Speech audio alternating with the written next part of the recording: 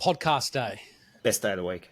Best day of the week. What did we get into? We kicked off talking about International Women's Day and some funding that was announced, different programs out of South Australia and Queensland, and then also looking at some of the investment data that's come out recently on International Women's Day.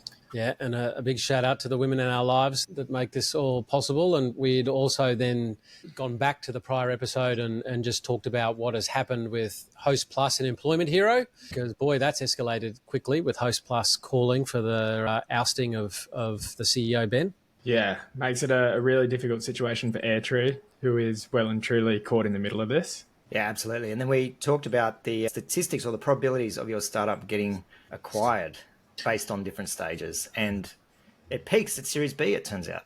That is interesting.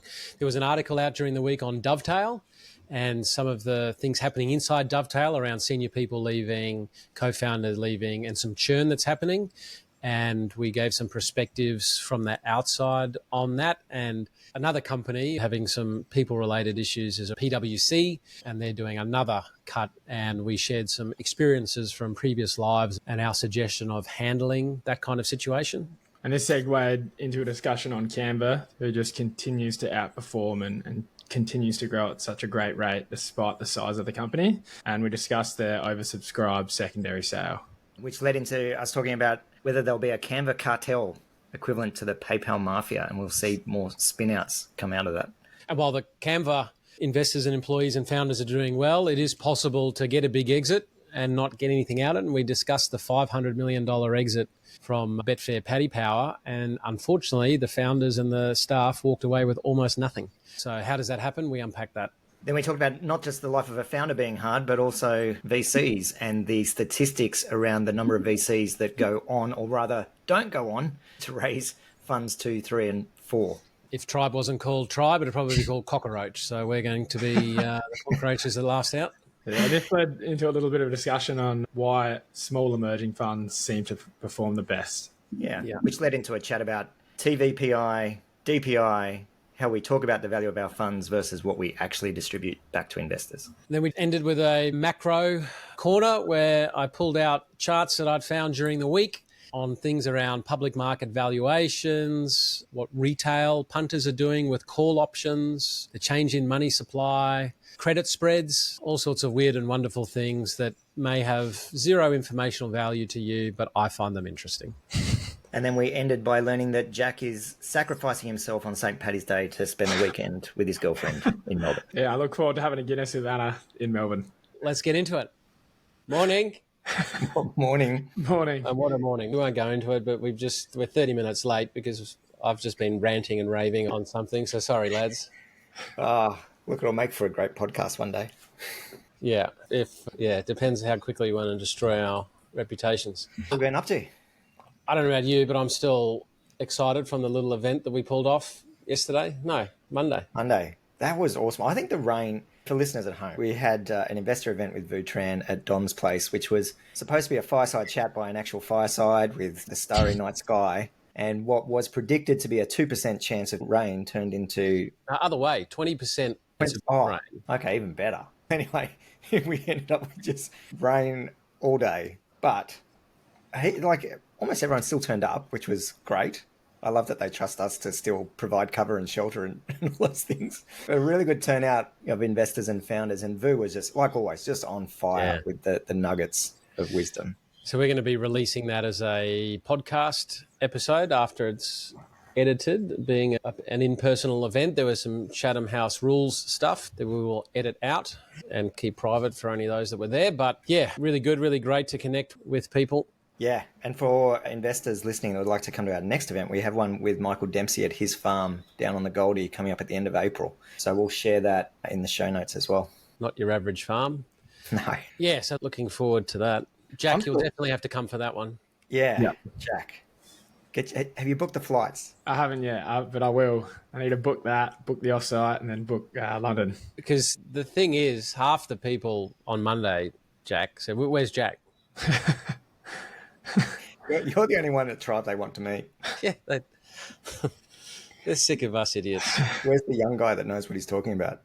Yeah, he's down in Adelaide. Speaking of Adelaide, I'm still on a high from Southstart. Yeah, it's been a massive week. We've had since we last spoke, far out, a lot's happened. Yeah. Yeah. And just seeing the social media, everyone feels that vibe post Southstart of, wow, that was something epic. The world is more acknowledging the value of connection to self, connection to others, that money and results isn't ultimately what you're gonna look back on your deathbed. Although during that journey, it makes life a hell of a lot easier. And they've just got a really great balance of content and knowledge and helping you on that journey and still being able to build that legacy. But this year they brought in things, whether it's some of the workshops on tech stuff to psychedelics to all sorts of things. It was just a great event. Yeah, I think that balance of 1/3 content, 2/3 social and connection is just what makes Southstart so unique. Often you go to these conferences, well, I could have stayed home and just YouTubed that content and you walk away with nothing. But this one, it's really about relationships. Yeah, we really need to put together a big crew and just hire a plane and take everyone down there. It'll be good. Let's do it. Hey, Jules, Chief Entrepreneur for Queensland, can we make that happen for next year before you're out of office? Not putting you on the spot. And Jack, given you're an Adelaidean native, what did you like the most about it?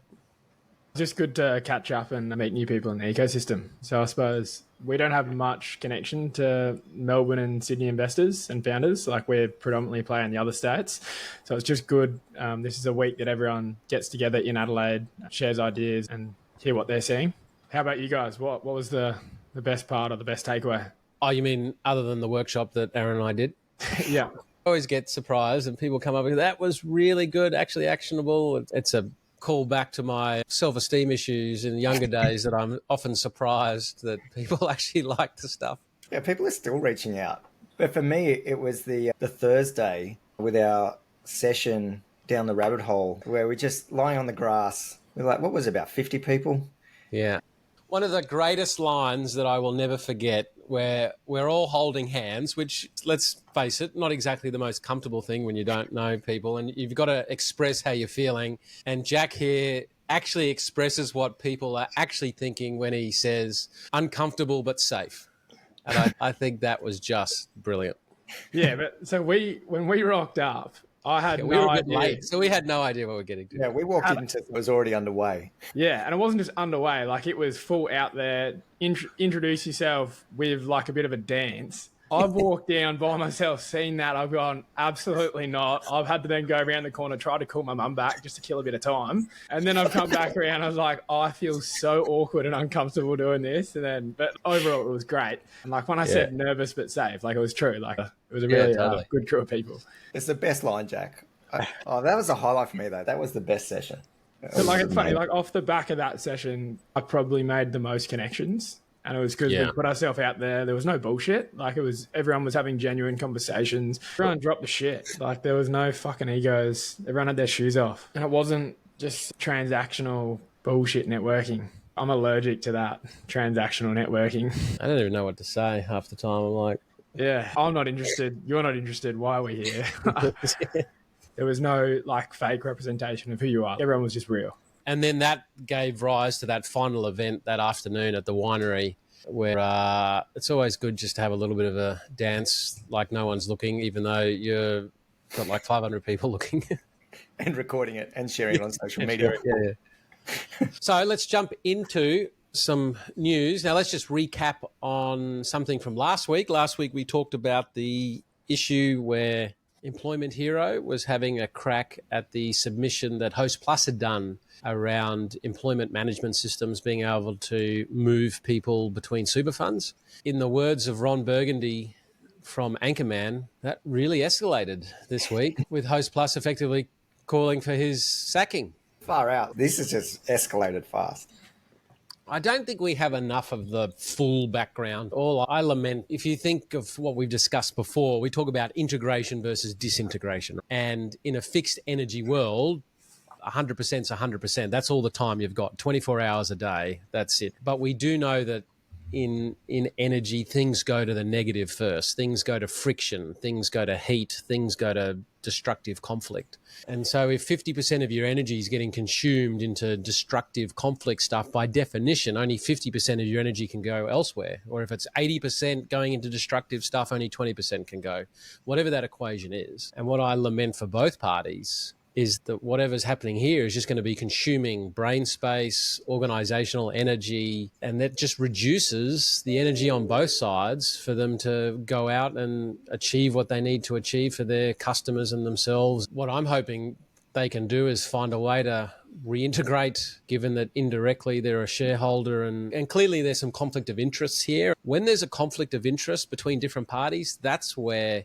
conflict really escalates. And often those conflict of interests come from some values and some worldview, and then it really turns to shit. This isn't good for the ecosystem. No, and what you said, Don, there's a conflict here, particularly for Airtree. So they've backed the founder of Employment Hero, but then they also take funds, institutional funds from Hostplus. So like, I would not want to be them right now. No way. Like they are directly in the middle, and regardless of which way they side with, there's going to be like upside, downside. It's going to be really interesting to see how this plays out. And like you said, we don't have all the information, and it's hard to sit on the sidelines and take a judgment when you don't have it. Airtree is almost, I think, a little bit losing the situation. So if they back one, they'll lose the other. If they play Switzerland and say, we're staying out of it, they'll probably at least annoy both. It's really difficult. So I just hope they can find a way to bridge this, because I just don't think it's helpful for the ecosystem. Yeah. So that's just closing the loop on that. Then following our last podcast after Southstart, it was International Women's Day. Yeah. For me, with International Women's Day was an ongoing reflection of the woman in my corner, my wonderful wife, Libby, who allows me to do all these things like Southstart, leave on a Monday, come back on a Friday, while she is wrangling a 7-month-old, a 3-year-old and a 4-year-old. I just wouldn't be able to do what I do without her. And some good lessons, like on the Thursday at the end of Southstart, when you're at a winery, a few gin and tonics in, the music's going, don't FaceTime the kids and her to check in. Maybe Don was working. It working. She can't see the air quotes I just used. Yeah. But in all seriousness, you couldn't do it without that support. Yeah, look, shout out to Maren as well, like my fiance. There's no way I would otherwise be able to travel with kids and everything else than having her manage all that on top of her career and on top of everything else she has going on. And it is that reminder that it's probably something we don't talk about enough, is the partners of founders, like whichever gender that is and however that plays out. But it's always the partners that are supporting the founders and enabling all this to happen and be possible. And there's a lot of sacrifices that are made on both sides of the table in all of that as well. Yeah, in our episode with Catherine from Bright, they talked about their journey in The Founder, the series put together by Luke Anea, and she absolutely acknowledged that without her partner, I describe it as the structural foundation, where one of the partners is out doing business building or a career in the executive ranks, and the other partner is integrating often behind the scenes. And agree, I don't think it's a specific sex thing, although in my household, at least, we form more the stereotypical structure where Libby is forming that absolute deep foundational structure that allows their male partner, i.e. me, to go out externally and do these things. But yeah, like we say, that there are opposite situations. And then there's both partners have business or careers, and they somehow find a way to make that work as well. So it's not one size fits all, but it's just the structure of my situation. Yeah, absolutely. And yeah, with my ex-wife, we ran a business together for 9 years, and that was a different dynamic all over again. And at the time we didn't have kids. We actually decided to sell the business once we did. But it is, the juggle is difficult. And the other thing we're really conscious of is, there can be tension when one founder or one partner in a relationship is off founding a business and the other is running their own career or managing other aspects of the family unit. And there can be a tension there. So we've been opening our events up to for founders and investors to bring their partners along. It was awesome at Southstart to see kids were included as well, so you could bring your kids. I think we need to do more of those sort of things, make it a bit more holistic and a bit more welcoming of family units. Yeah, integrated. Now, the next reflection, though, is that in the situations of us, right, and Catherine and others, desire and opportunity lines up. Yeah. Libby has no desire to build a business. If you were to take the stats in my household, between female and male, and the executive roles between female and male is 100% male, 0% female. So we would have problems with those stats. She doesn't have that desire. But Where there is that desire and that opportunity doesn't match, that's really, to me, what a lot is trying to look at, is where you've got situations where competency absolutely is not an issue, but they're not getting what they deserve. That could be managerial opportunities, executive roles, remuneration, board, CEO positions. What we're really talking about is women that can't get those opportunities, and that's what we're really trying to solve for. Yeah, and add to that, don't get the opportunities, but also when they do, they're not equally compensated, or they're not equally recognized, or they're not equally heard. So that disparity and all the nuances of biases and unrecognized biases and systemic causality that underpins a lot of that. I think Southstart also shows the way the world is moving, and that the feminine and masculine energy needs to be understood as not only both required, but different. Historically, masculine energy in executive ranks and those things has been the prioritized side. But if you looked at a lot of the parts of Southstart and the integration and the relationships, a lot of it was feminine energy. And when I look at some of the consulting stuff that I've done, I still do some pro bono works. One pro bono gig for decades has been a masculine environment, and probably forced into a position to introduce the feminine, but the feminine is just making such a positive difference. It requires an appreciation and a respect, and what's happened in the past is that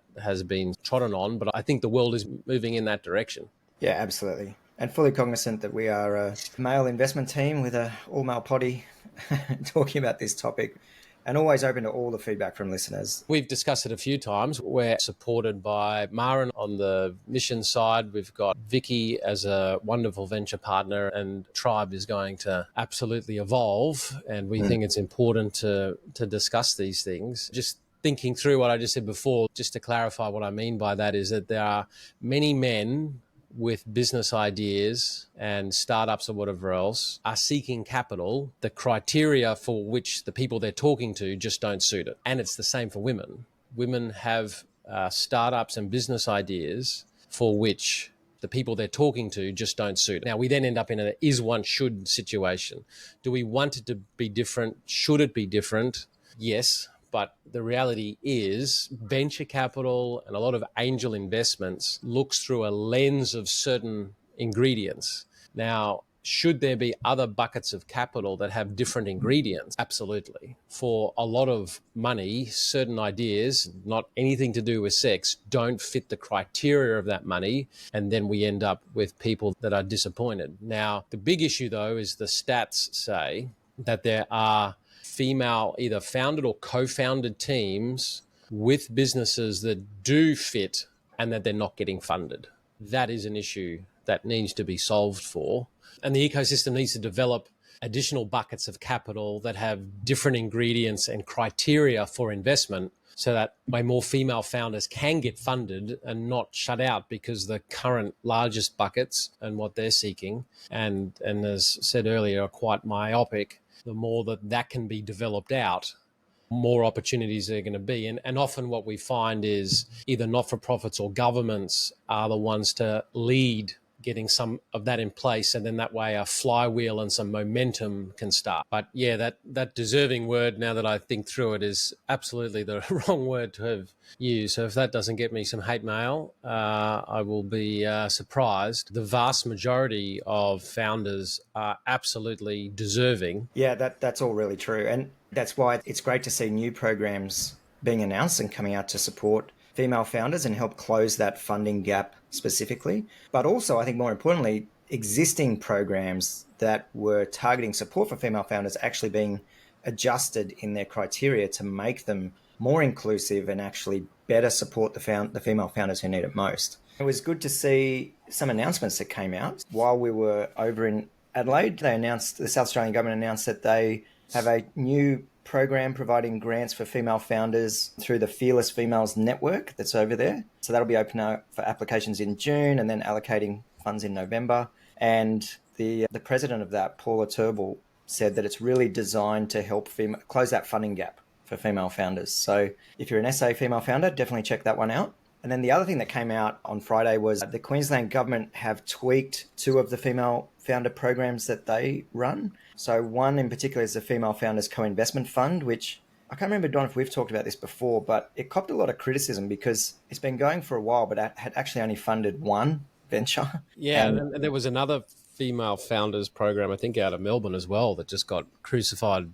just given how much they fucked them around. Yeah, so I was part of the consultation piece on how to improve it. And the good thing is that they have improved it. So now female founders no longer need to have been 100% owning the company when it launched, which was just an insane criteria. And they don't yet have to have an investor when they apply for the funding, which is good because otherwise the bar was just too high and it was already benefiting those that had made it through the funding gap, so to speak. And the third key criteria that changed is now international investors qualify as an eligible investor. So good to see the Queensland government adjusting that program, making it more accessible.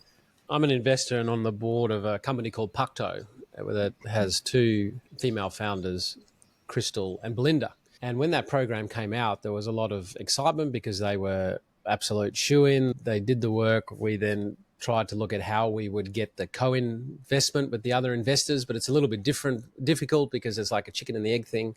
And that program was a disaster for them because they kept almost being drip-fed news. Were they, weren't they? It's inevitable that you end up putting a lot of hope to get it, so your plans change.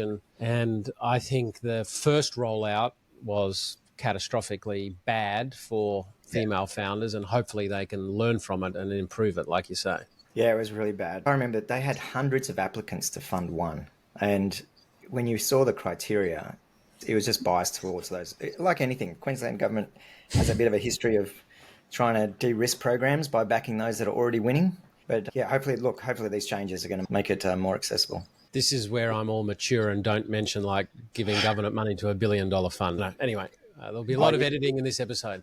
And I think it's broadly, as we saw through the Cut Through Ventures report, that there's still a long way to go on female funding. Yeah, the last Cut Through Ventures report for 23 showed that funding or participation in deals for all female or mixed-gendered teams was up, like a 5-year high, but still massive gaps, right? So still a lot to be done. Yeah. And what was also released post International Women's Day was the work that Elaine Stead from Human VC has done in pulling together a range of code of conducts and like resources to help the ecosystem with some issues, especially around sexual harassment and those issues that live often below the surface that a lot of people sometimes don't believe or don't want to believe exist, but they can be there. And we contributed to that, but a lot of other people did as well. And I think it's a positive tool that I'd recommend people find and look out for. And that momentum just in the ecosystem with things like Grapevine as well. How do we play a positive role? How do we shine a light on things? How do we get behavioral change? How do we get consequence change? And part of it is giving tools to help teams manage these things. Yeah, I'd encourage everyone to have a read. Well done to Laney for pulling that together. The bit for me is the fact that it goes beyond just templates. Like it actually talks about some cultural issues. It has some really good content that I think will be enlightening for some readers, whether you're an investor or not. If you're in the ecosystem, you're working with startups in any way, absolutely read through this document because it's really an incredible resource. That then dovetails in some other data that was coming out of the US, and Australia sometimes lags the US, but there is, I think PitchBook put out that there was a record of VC dollars for female founders in the US, so maybe that's some momentum that'll continue here. Yeah, so PitchBook released this on International Women's Day, showing that female founders and co-founders secured 27 or pretty much 28% of total deal value last year. If you take out OpenAI with their raise, it drops to just short of 23%. But a record high allocation of VC capital flowing to at least female co-founded ventures, which is positive. Obviously still a big gap. The other interesting stat that was in there was at a GP level. So the share of female check writers at the largest VC firms grew slightly to 17%. So still a long way to go in terms of female participation within VCs themselves. And then some other data came out from Europe, and Europe's well behind as well. Yeah, totally. So in 2023, startup founded or co-founded by women, so startups that were co-founded by by women in Europe raised 5.9 billion in venture capital, which is just less than 10% of total venture capital raised in 23. But Yep. it has doubled in the last decade, which was, yes, but far out, there's still a massive long way to go. And it's plateaued around the 10% mark since 2017 in Europe as well. Yeah. Now, we were going to an Innovation Bay lunch today, but as I've got 3 sick children and a shitty immune system, I'm going to skip that. But one of the conversation points that you're going to be there with is around that disparity of funding. So it'll be interesting to see what comes out of that. Yeah, it should be a good chat. These events are always awesome, and shout out to Innovation Bay. And I love the fact that they pulled together these little talking points for us. But yeah, we'll be interesting to see what comes out of that. And I'll close the loop on next week's potty in terms of what we discuss. Yeah. Now, whether it's a male team, female team, combination, all types, interesting little chart that came out during the week was what is the likelihood that your startup will get acquired? Yeah. And so it was the percentages of startups. So this is US data, but from 2023 out of 37,000 cap tables. So that's not a small data set. So that's pretty good. If you're building with the thought to sell it, 0.7% of companies get sold at pre-seed, 1.7% at seed, 2.5% at Series A, 3.1% at Series B, 2.6% at Series C, and then 2.2% at Series D. I didn't expect that to peak at Series B. I hadn't thought of that before. But that's I really thought it would get the higher percentage, the bigger it gets. But anyway, it probably makes sense because Series C, Series D is probably expensive as shit. I don't know. Yeah. And this is M&A transactions. So it's ignoring IPO data. So it's interesting. It'd be interesting to correlate the two, though, to see if those that go past Series B end up listing. I'm not sure. But interesting stats. I think anybody that I've met that built a company specifically to create wealth and sell never ended up creating wealth and selling it because the orientation of why they were doing it was wrong. Yeah. People that intimately believe in a problem or a product and just head down and that the money was the secondary order thing, they're the ones that win. So true. Money by itself runs out of being a motivator at a certain point. So another bit of news this week that's come out is that Dovetail. So Dovetail was one of the 2021 vintage holy moly unicorn raises. They raised, I think, 89 million at a close to $1 billion valuation. An article by Jessica Sier has come out from the AFR. Several senior engineers who helped build the research software startup have quit in the last few weeks. And then in February, one of the co-founders resigned as well. Now, the co-founder that's still there, CEO, Benjamin Humphrey, he declined to answer specific questions, but said that the staff turnover at a 95-person company was not above and beyond what was considered normal or healthy for a startup of our size. What the article also talked about is that Dovetail has a churn problem, it believes. Its customer research software has frequently become a casualty of cost-cutting programs in the end-user organizations. Hardware retailer Bunnings dropped the product several months ago, as did consulting giant Deloitte. Nine Entertainment, the publisher of The Australian, also wound back its Dovetail subscription. Now, Benjamin Humphrey again said that Dovetail was not experiencing an increase in churn above what's normal. So there's a couple of things that I'd like to unpack there. But any initial reactions from you guys? No, other than the caveat of obviously we don't have full insight on what's going on. But I think there are some good things to unpack here. The word normal, I think, is an interesting one in that for high growth early stage companies, turnover is normal. And actually, you peel back the covers of what looks like oiled machines, and behind the scenes, at best, it's a duck trying to be calm on the surface, but its little legs paddling like shit underneath. But it's where the turnover is that sometimes can become abnormal. And when long-term staff, right, people that were there and even at co-founder level, when that starts to happen, nobody should think that's normal. It's certainly not desired because one of the things we keep talking about on this podcast is the idea of trust and respect. And companies that have deep trust and respect, people can take conflict and make it constructive rather than destructive. But when conflict turns destructive, right? When trust is lost, when respect is lost, things turn to shit. Now, trust is an outcome of other ingredients where you have common vision and mission, right? When you have common values and behaviors, and when you have structures that are functional for that, that's when you can maintain trust. And respect disappears if vision changes, if mission changes, if values turn out to be different, if behaviors are different. Like, that's when it turns to rubbish. And so for here, if we're in an investor and advisory capacity, I'd be trying to get the team to just analyze that. If we are getting staff turnover at that senior long-term level, don't try and consider it normal unless you've really unpacked that whole trust and respect ingredient piece. If people are just leaving because vision has changed, I now want to go and do something else, or this wasn't what I thought, that's probably okay. And at mission phase, but where values and that stuff starts to come in, and if I had to bet the churn that they're calling normal, I would submit big brands like that discontinuing your product. I just personally wouldn't want to call that normal. And what happens is then when an issue like that comes up, what happens is the solution to it, the direction to take, there can be a range of different directions. There can be a range of different solutions, right? And so what happens is the world becomes uncertain. Different people have different views, different styles, different things. And that's where that conflict can come destructive. Now, the manifestation is people leaving. The causality actually is a little bit deeper. And I think go beyond this article and just look a little bit deeper. Where, for people to leave, where has trust and respect broken down?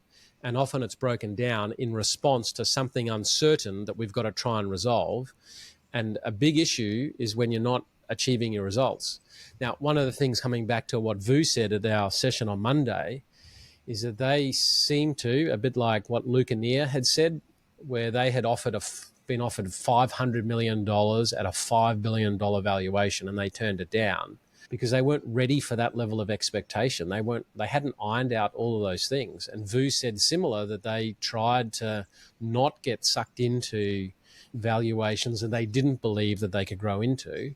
Now, I don't know this for sure, but what I do know is that if you've raised at $1 billion valuation and you've taken some money off the table in a secondary, and then you start to churn high-profile logos, I'd be willing to bet there's some conflict that has come up in there. And I really just want founders to not try and look at the specific outcome, go to the core ingredients, and teams that can build trust and respect and maintain it during difficult times. They're the ones that tend to win. Have you got a different view on that? No, I agree. I think there's a good lesson in there for founders that might just look at their churn percentage, like the stat, the metric, and they might say this is consistent and normal and it's staying level, but actually unpacking who is churning, looking deeper at the causality, the why, and the value of those logos that are churning. Like, I think seeing the names here, external view, okay, that's a bit of an alarm bell. I'd be wanting to look at what's really happening there. In early stage business, there's always shit that happens that cause alarm bells. Yeah. And then what happens is teams of people have to work together to solve those issues. The problem is teams of people are connected and integrated depending on their level of trust and respect. And that trust and respect is like that glue. And so having to react to those things, this is where the wheels seem to fall off. Yeah, and Vu made another good comment on Monday night. He was talking about some of the enterprise clients who were ticking over on subscription, but they weren't active users. And he talked about it as a time bomb and in wanting to get rid of them because otherwise they will eventually churn, and it can be this catastrophic moment. So getting rid of them early and actually saying, you know what, if you're not getting value, leave. And that can be a bit counterintuitive for founders that just look at the revenue side. There's all, like gyms, there can be a thing of, I want my members to sign up and never come in and use the gym. That's the ideal scenario. It's actually no. If they're not getting value, they're probably also not providing testimonials to others. It's diminishing the value of your product in the market. And it could become a time bomb. As soon as budgets tighten, you'll be the first thing that gets cut. So it can come to bite you in the ass later. And it's a reminder that valuation or number of staff or number of revenue has almost no relevance to the life cycle. As we've discussed before, early stage companies, analogous to young humans, high flexibility, but they don't yet have the controls, the systems, the process, the predictability, all of those. And so when you try and grow too fast, and growth is what you're trying to achieve, that's a big difference to healthy development. And so what we try and do with our portfolio is not look at how fast can we grow or how much money can you absorb, is what is the fastest rate that we can develop in a healthy manner? Because if you can develop in a healthy manner, then growth is likely to be one of those outcomes, but it's likely to be healthy growth. Now, I'm not saying that isn't occurring here. We don't have all the facts, but having seen this movie before, there is a predictability to the life cycle. And yes, and is normal in early stage companies because it's just a difficult environment, but it's normal in some areas, abnormal in others. And what I would just put forward to investors and founders that are listening, the churn and the staff turnover is a manifestation. It's an outcome of other ingredients. Look internally, where is trust and respect falling down? What are the ingredients that it's falling down in? And how do I help these people through it? And whilst this next company, PwC, isn't a tech company, there's a similar thing with staff churn, but churn is like it's more proactive. It's redundancies. But Paul Smith and Edmund Tadros just put out an article talking about another big set of redundancies happening in that professional services firm. Because what happens is when people leave, either because of people for their own reasons or are made redundant, in companies, there's a cultural effect. And what then starts to happen is the culture gets diminished, which then sees more people leave, which then sees revenue loss, which then sees need for more cost cutting, which then sees more people leave. Like it's this spiral. And unfortunately, one of the companies that I had to put into liquidation that I purchased a company thinking that I could just turn it around with a few different things. But then we ended up in this cost-cutting cycle to zero because we lost good people, lost good revenue, have to cut costs in professional services. And it's not just PwC, it's happening everywhere. But this article is PwC. It's just a problem. Don, just to pull it back to a takeaway for founders, from your experience, you've said like you only want to do one cut and you do that early. Is that right? For a start, don't grow unhealthy. Don't get yourself into a position where you may have to cut people, right? That's step number one, if you can help it. Now, sometimes the world changes. You lose a contract, you got no choice. But if you are going to go down this path, cut once, cut hard. And is it cut early or like when? Cut early, cut hard, cut once. Try and get rid of that pain as fast as possible. For all of the shit that I throw at Elon's way, he did demonstrate. Now, I think he handled it in some areas a bit poorly. A lot of companies are especially in that growth phase that have been reliant on external capital, have been bloated. But what you don't want in a culture is death by 1,000 cuts. Oh, let's just cut a bit here. Oh, we're going to have to do it again. Oh, we're going to have to do it again. Because then it makes people uncertain. What does uncertainty lead to? Like we've just been talking, right? It leads to conflict. It leads to fear. And the best people, they just leave by themselves. They go, fuck it, I'm going to go take another job. And then the rest. And then if you think of internal integration, disintegration, the culture disintegrates. All this energy goes into this internal, is there going to be another cut? Am I going to be on it? I don't agree with what they did last time. All of this. And so there's no energy left for the customer, right? And sales go down. And then we got to be careful with staff are often the easiest thing to cut. And it's like the old consulting joke. I'll pick on McKinsey here. It's like you go to McKinsey to lose weight and they say, got it. We're going to cut off a leg. So they cut off your leg and you stand on the scales and you've lost weight. I got one leg. I don't have my health. I can't run anywhere. I can't go and do a whole lot of things. I got one fucking leg. And that's too often what happens is the metrics that we're trying to achieve lead to some outcomes. So again, just be very careful. And I think there's going to be more to come here because it is across the top 4 consulting in that space. And I know a couple inside that are saying they've got half the budget, operational budget they had last year. So it's not just headcount, but operational activity is down. And so they are now talking about how disenfranchised they are. They're just like, I want to get out. Where can we go? So it's a spiral. It's a spiral, absolutely. On Google, you can still go and find it. Luckily, as time goes on, it's now page 2 or 3. Don McKenzie admits strategic mistakes in liquidation. And it's true. I got too lucky, too young. I bought 2 companies. One company paid think 250,000 in cash, took over 300,000 in debt, and it produced 30 million in cash profits over the next 5 years, thanks to some good timing, some good luck, and a few other bits and pieces. But then this thing that at the time that I bought it was doing, I don't know, 40 something in revenue, had to put into liquidation a couple of years later because I just didn't understand those things. Yeah. And the problem with turnarounds is that they're hard to turn. And coming back to Dovetail, if you concentrate on a culture of trust and respect and put that in the center and work out what are the ingredients for trust and respect, and the same for PwC, if you put those ingredients in the center, that's your ticket to the ball game. Concentrate on those ingredients, and then the manifestation will hopefully change. But if you're just concentrating on those external things, you're going to be dead in the water. And I'll bet anything that if they don't do that, we'll be seeing more cuts. And going back to your question, Jack, like the lesson for founders, there's also a lesson here for VCs. Like we've seen this exact thing play out in the VC landscape. VC firms put on massive headcounts during 21 and afterwards in the glory days of raising and deploying capital. And this year we're already seeing, like this was a big topic actually of little side conversations at Southstart. We're seeing VC funds laying off staff. They're doing it quietly. But suddenly the latest hires into different funds are now working at startups or leaving and going into different sectors. So that boom time, massive scale up of resources now being cut back. It'll be interesting. Again, like we've talked about last episode, there's going to be fewer people working in VC end of this year than started. Yeah. And there's a couple of articles towards the end of this run sheet that will question our sanity, but we'll get to that at that point. But someone that's not suffering from any of these things, that Cliff from Canva was at the AFR Summit or whatever it's called and said that its revenue is growing at 60%. That's phenomenal. At that stage of the life cycle, still growing 60%. Just a machine.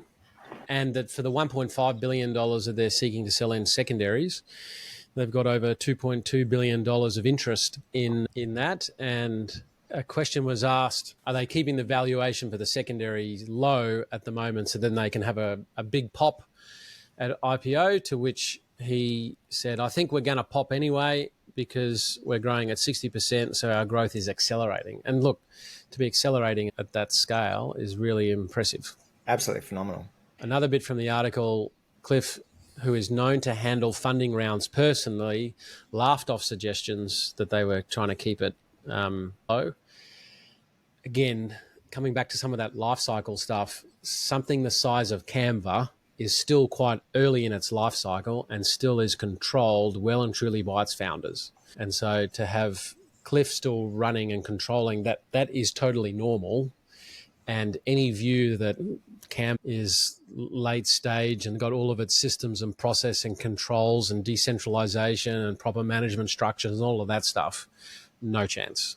It's still a young, high-growth individual. Yeah, and the other interesting part was what they're working on, building out their AI tools and also proving out their enterprise side of the business. Yeah, I think it's interesting going from that PLG, almost consumer stuff into enterprise. That can be a difficult transition sometimes, but they've got resources, I guess, to try and make it work. And I think they've earned the right, like what we're saying. They proved out and they've really grown and have the optionality now to test other channels and avenues. Yeah, it's like a lot of other companies, success leaves clues. They started really tight with a product for a certain part of the market that wasn't as sophisticated. They've grown and they've owned that part, and now they're going to start going wider. It's just that common playbook, which is the opposite of a lot of entrepreneurial energy that says, we can do all these things. Yeah. But it's like that saying, you can have everything you want in life, just not all at the same time. And building a high-growth company that's sustainable, you can't do everything at once. And early on, you've got to be incredibly tight. There was a good Peter Wagner's episode on 20VC. I was listening to that this morning, and he made a good analogy. Startups that pitch this layering of different features that they'll add in the future.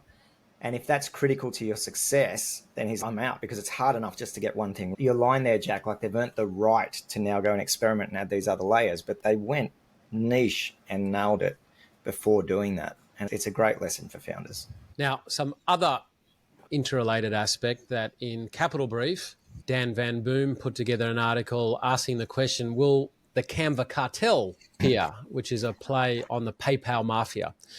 And he writes that Canva's secondary sale and eventual IPO will enrich its early backers and likely usher a new generation of Australian founders. Many in the space are optimistic that minted alumni will turn into the Canva Cartel, the equivalent of America's PayPal mafia. After the payments platform was bought by eBay in 2001 for $1.5 billion, many of its executives went on to become world-beating founders. Elon Musk, Peter Thiel are the most famous, but by no means the only high achievers. The PayPal mafioso include the founders of YouTube, LinkedIn, Yelp. A PayPal capital fund created by Peter Thiel and several PayPal lieutenants were then early investors in Airbnb and Facebook. I'm hoping it does. Oh, yeah. And this has been proven out. The Kauffman Foundation did studies on this. Even for smaller size companies that exit, that recycling of not just the founders and investors, but also the early employees that have upskilled through that. Blackbird really had a big chunk from the Atlassian boys, to the point that the Atlassian boys were effectively, my understanding, I could be wrong, they were effectively part of the investment committee that said yes or no to things in very early Blackbird phase, and that money came from Atlassian. Yeah, and we're seeing it. How many pictures, Jack, have we seen of Technology One senior staff now cycling through as founders? Like, I really hope, I believe this will play true. Like, this will happen. Yeah, I don't even think like we need to even read a study to realize that if you are in a high performing team and that 0 to 1 and then become a category winner, you're going to be able to apply those principles and take them away and start your own company. Like, it's only going to have a net positive on our ecosystem that's emerging. And people that found their way into early stage unicorns are builders anyway, generally. And they like the noise, they like the mess. The people that don't survive that, they're a different breed. But the people that do survive that have it in their DNA of that phase of the life cycle. Now, while a big chunk of the Canva employees and obviously the founders are doing very well, not just from a total exit, just in the secondary sales, did you see that article that looked at how Paddy Power, Betfair, was acquired for $465 million, yet the founders and employees earned almost nothing. So they sold the business for nearly $500 million, and the founders and employees got nothing. Chuckle, I have a traumatic response to reading this. Like, my exit, which was tiny and insignificant to this one, and I walked away with an ATO debt. And my wife was just like, what the hell just happened after 9 years? So I did have a bit of a trauma response. But yeah, I look at this isn't the first time I've heard this play out, even at the big end of the deal transaction size. And in this case, it was the liquidity preference that came back to take a big chunk of the capital. For founders that haven't gone to this stage, if I put in $100, a normal investment, it's just whatever comes back is in pro rata what I'm entitled to. But if I've got a 2 times preference, the first $200 have to come to me. If I've got a 3 times preference, the first $300 have to come to me. And in this instance, it looks like they had a 3 times pref on the last round. Now, how do liquidity preferences come about? They come about generally when things aren't going well and the founders don't want to take a hit on the valuation. And sometimes it's the investors that don't want to take a hit on the valuation as well. That you got to go back to your investment committee or whatever else. So a deal is struck to say, this $100 million val feels really expensive, but I'll give it to you on the basis that my investment going in has a liquidation preference.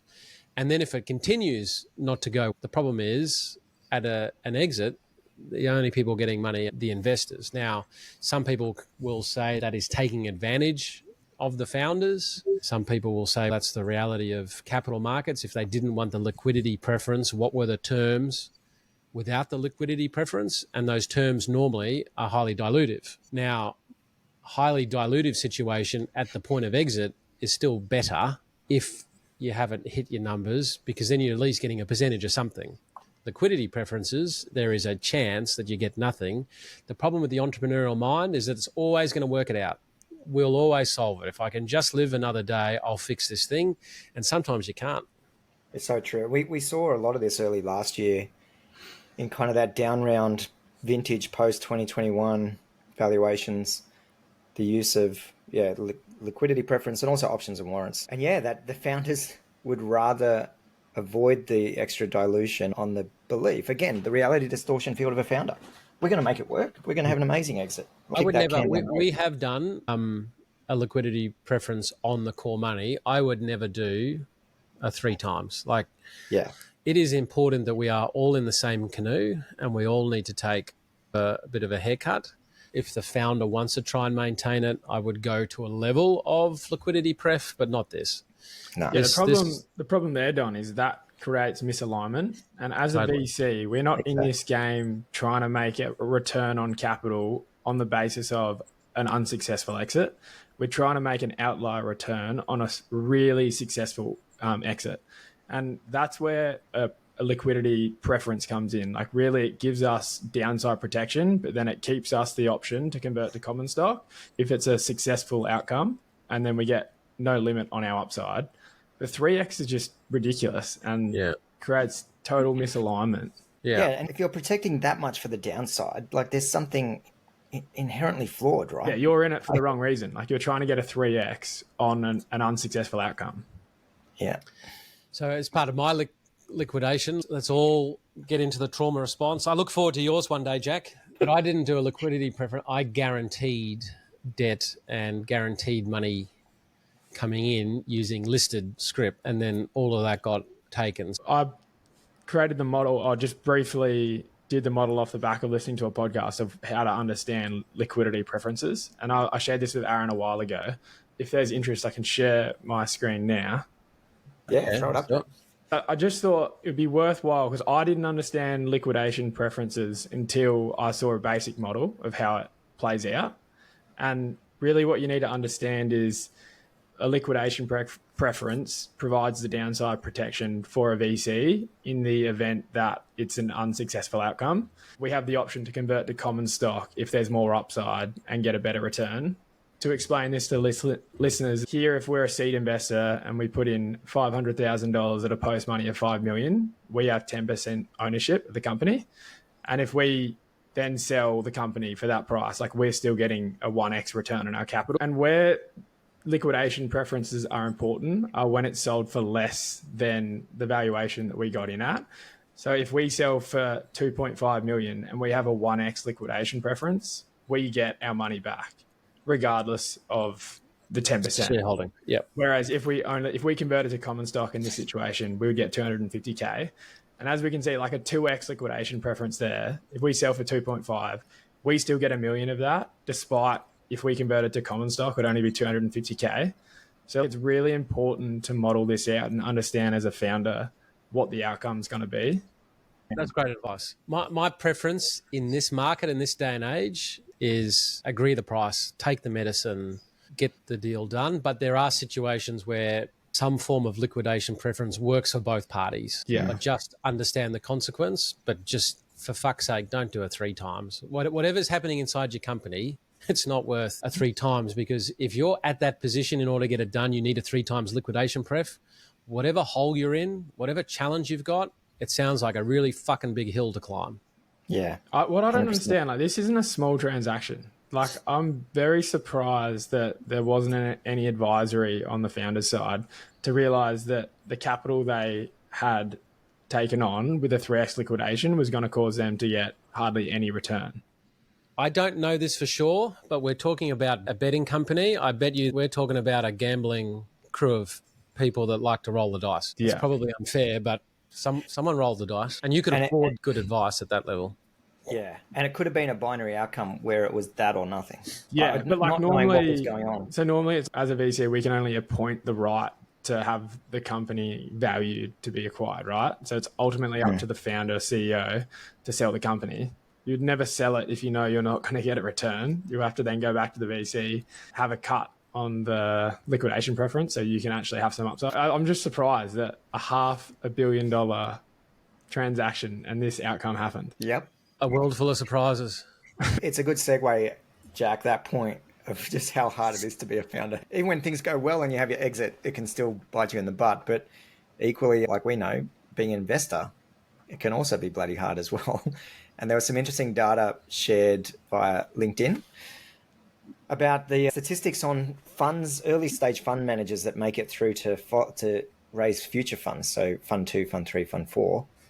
And a bit of a caveat, this data is looking at 5 to 2020, but it showed that only 17% of VC funds make it through to raising Fund 4. Yeah, and only 51% get a chance to have Fund 2. Which I find it interesting. I think this stat, like my view, is that this is going to get worse. But then again, on that podcast I was listening to this morning, the 20 VC, Peter Wagner made this point, and he's been in VC since 96.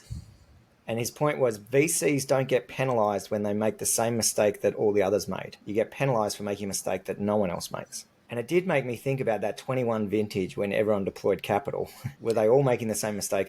I think if your third, fourth, fifth fund that's made the same mistake as all of those, I think that's one set of rules. If you were the first fund and you made that mistake and therefore you don't have the other history of the other funds that those other ones will have, I think you're fucked. 100%. Yeah. Because you don't have any bias for deal flow.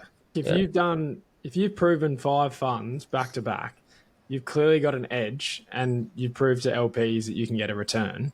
If 2021 you get a bit silly with everyone else because everyone else drove valuations up, therefore you were losing in on the deals, you're going to get a second chance, more likely to get a second chance compared to an emerging manager who's going out for the first time. Yeah.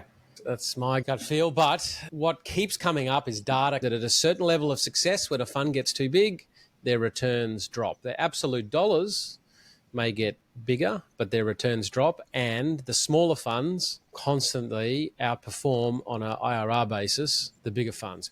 Tribe Global Ventures. Yeah, and by smallest funds, so this data, they were talking about fund size up to 30 million, they define as the smallest scale, and they perform a full quartile better than the largest end of the scale.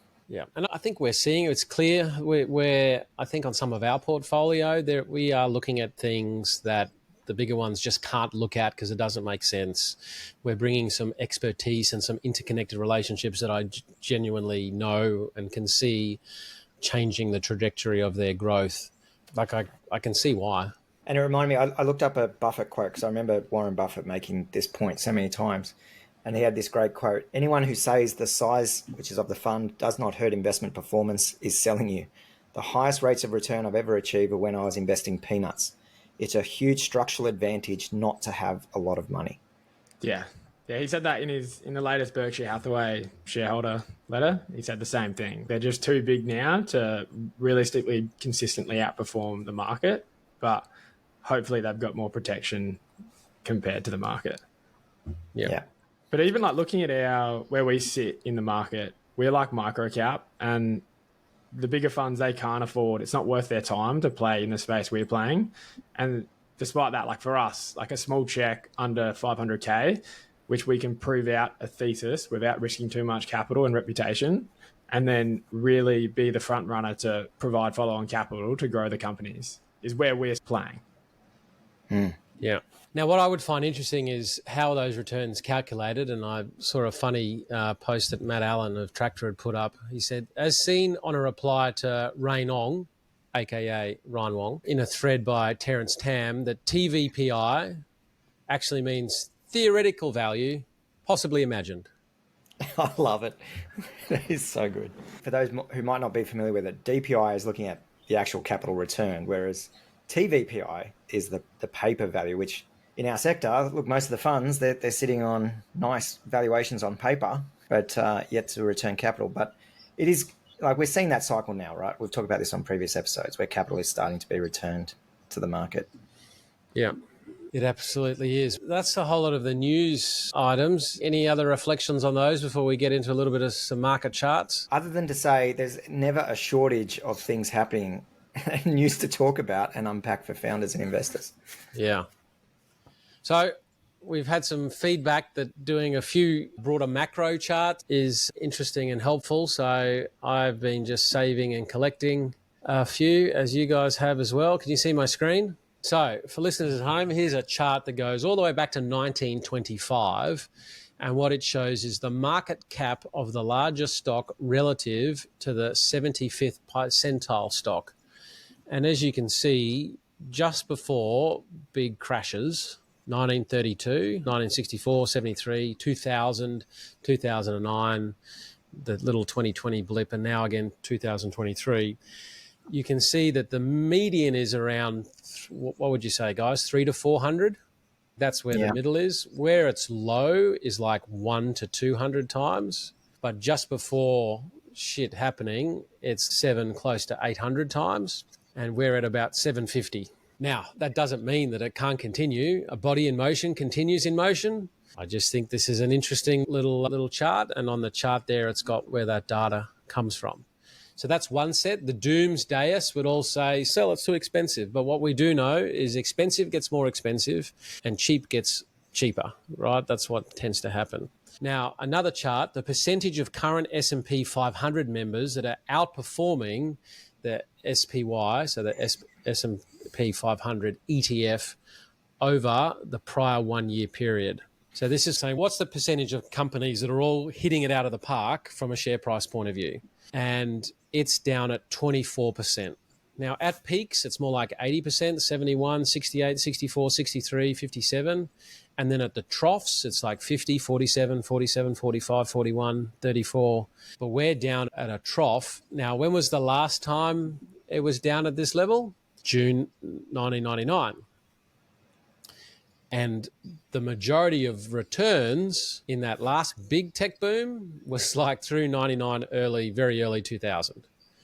So a chart like this says, actually, if it's like that, we're only just at the beginning of rocking and rolling. Now, what's been interesting, and interrupt me at any point to jump in and have a chat. If you recall the meme stock phase of COVID, where retail buyers just started to go crazy buying options and then they disappeared. In the beginning of 24, retail is back, baby. It is buying call options at a rapid rate. And the chart that we're looking at here is from 2019. It was at quite a low level. And then as COVID came, it went up, close to 10 times? Maybe even more at the peak. Then it died in the tech crash that we had from 2022. And then people really started to put options. And then they died as well. Last year is like pretty low. But now retail, it's back, baby. And it's just buying call options hand over fist. So when you've got call options being bought, what happens is that tends to drive the market up because the sellers of those call options, to hedge their position, have to at least go and buy some stock. And there was some analysis on Tesla showing, they call it, I think, the gamma pool. I could get that wrong, but effectively, if you're selling an option, and an option is the right but not the obligation to buy 100 shares at a certain price, the way these dealers go and hedge it is they will go and buy at least a few shares and then take an option on the other side. And so just that action often just drives up the share price. But also what's happening is we saw post-COVID, so the chart that I've now got is the change in the money supply. And normally that, going back to 1960, it goes up to 8.2%, down to 2.2, up to 13, down to 5. There's this little band. But then in COVID, with everything that happened, it goes from 3.2% to 26% in just a very short period of time. Then interest rates rise, things get cut, the money supply goes negative, huge contraction. But although it's still negative at the moment, its a rate of change is increasing. It's going from negative 4.5 to 2.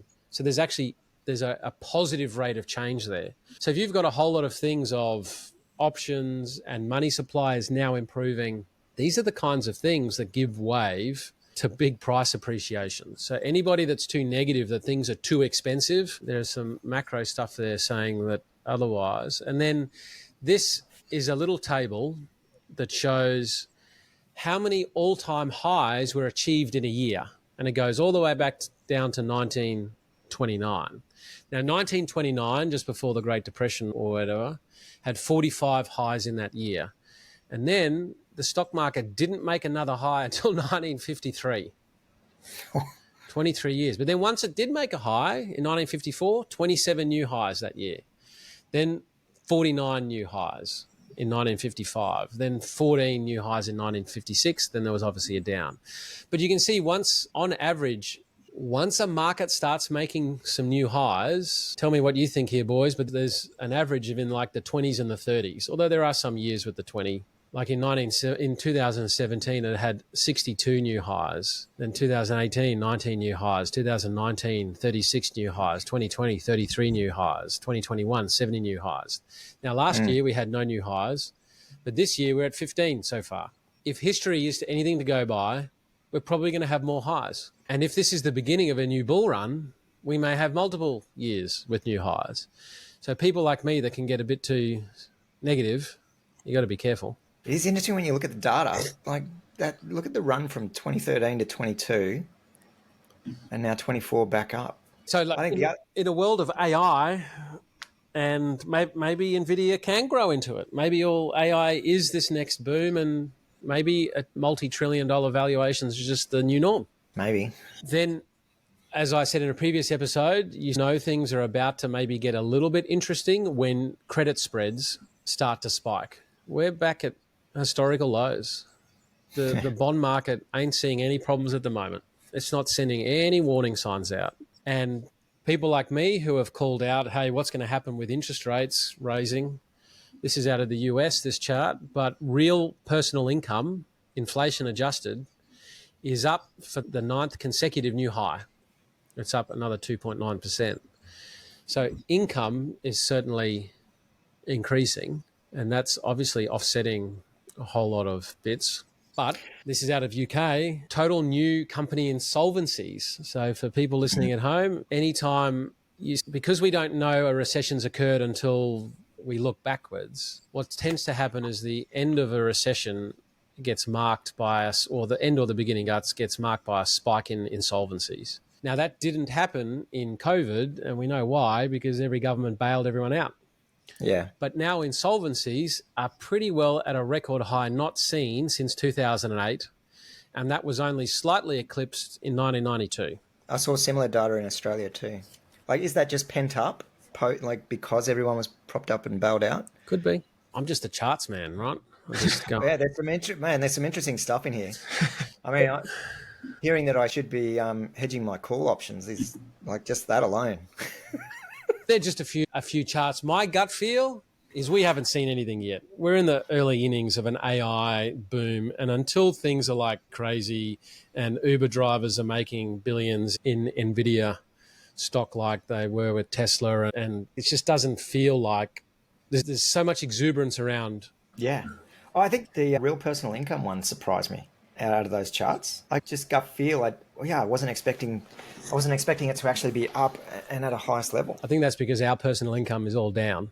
Yeah, I was going to say, I got to talk to the boss. Jack, the capital raise is almost done. We're almost there. Actually, while we've been on this call, all the shareholders have signed our shareholders' resolution. So cap raise is all guns blazing. Thank you, shareholders. So we'll be getting that finalised. And Jack, are you happy to be paid in Bitcoin? No, that's too expensive at the moment. Okay, meme coin. Let's find what meme. Doge, just because your love of Elon. I think we need to make a VC coin. Yeah. Like just... Yeah.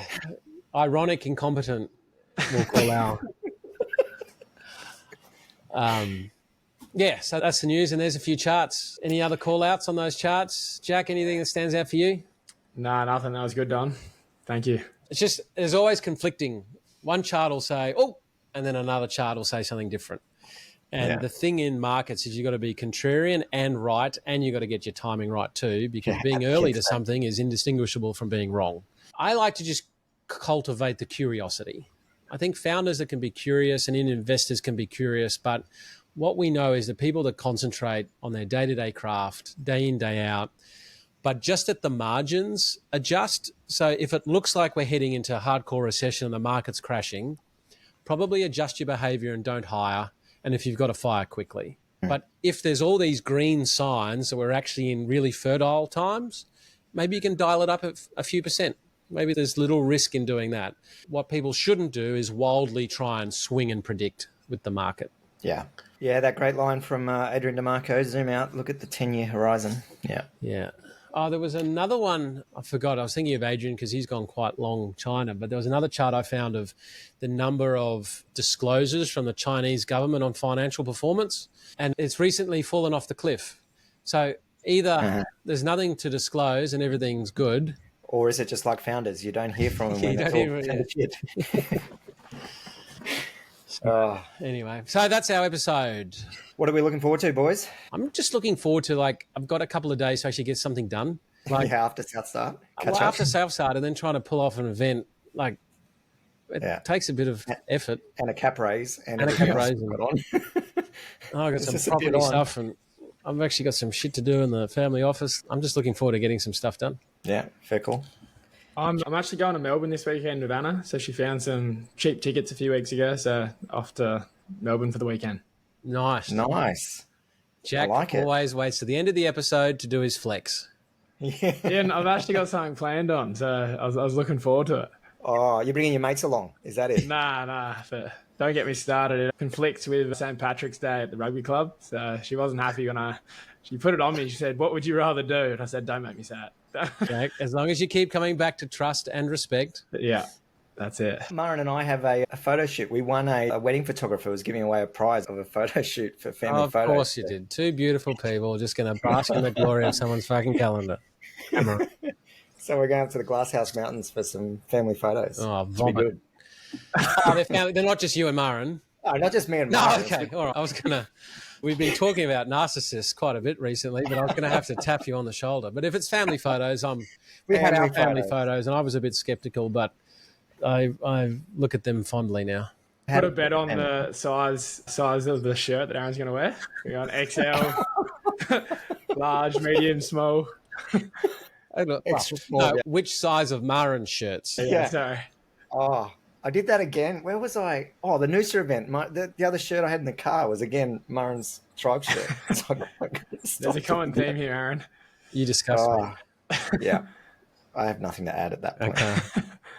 All right. Let's wind it up for listeners. Looking forward to seeing you next week. And please keep the feedback coming. I've really enjoyed running into people that actually listen to this rambling. So it's nice to get feedback. Always is. All right. Thanks, boys. See you guys.